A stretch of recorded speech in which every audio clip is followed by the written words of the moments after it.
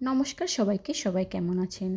এটা হচ্ছে আমাদের গ্রামের বাসন্তী পুজোর অষ্টমীর দিনের ছোট, ছোট কিছু স্মৃতি যা আমি তুলে রেখেছিলাম আমার ফোনে। তো ভাবলাম আজকে একসাথে করে আপনাদের সাথে শেয়ার করি। তো সেদিন আমরা অষ্টমীর অঞ্জলি দেওয়ার পরে চলে যাই পিসি বাড়িতে, মানে আমার পিসি শাশুড়ির বাড়িতে। সেখানে দুপুরবেলা আমাদের নিমন্ত্রণ ছিল। তো নিমন্ত্রণ খেয়ে আমরা বিকেলবেলা পুজো দেখার জন্য বের হই। তো পুজো দেখার জন্য পিসিদের গ্রামেই কাছেই পুজো হচ্ছিল, তো আমরা হাঁটতে হাঁটতেই সেখানে চলে যাই। পাশের পরিবেশটা খুব সুন্দর ছিল, এক ধান ক্ষেত, হালকা বাতাস, খুব ভালো লাগছিল। তারপরে এই যে আমরা প্রতিমা দর্শন করি, খুব সুন্দর ছিল প্রতিমা। তারপরে প্রসাদ খাই, প্রসাদ খেয়ে আমরা পিসির বাড়িতে চলে যাই আবার। এরপরে আমরা পুজো দেখতে বের হই সন্ধ্যাবেলা। তো সন্ধ্যাবেলা পুজো দেখতে বের হওয়ার আগে আমাদের গ্রামের কাছেই ছিল রূপসা ব্রিজ, তো আমরা রূপসা ব্রিজের নিচে যাই। সেখানে যেয়ে কিছু খাওয়া দাওয়া করি। তারপর এই যে ভাইরাল পান, এটা আমরা সবাই ট্রাই করি। কিন্তু ভাইরাল হলে হবে কি, পানটার টেস্টটা মোটেও ভালো লাগেনি আমাদের।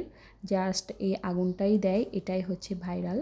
তো একে একে আমার পরে আমার যে ননদেরা গিয়েছিল আমাদের সাথে, সেই ননদ, তারপরে আমার ছোট জা, আমরা সবাই এই পানটা ট্রাই করি। এরপরে আমরা চলে যাই পুজো দেখার জন্য আমাদের গ্রামের পাশের গ্রামে। 2-3 জায়গায় পূজা হয়, সেখানে আমরা ঠাকুরের দর্শন করার জন্য চলে যাই।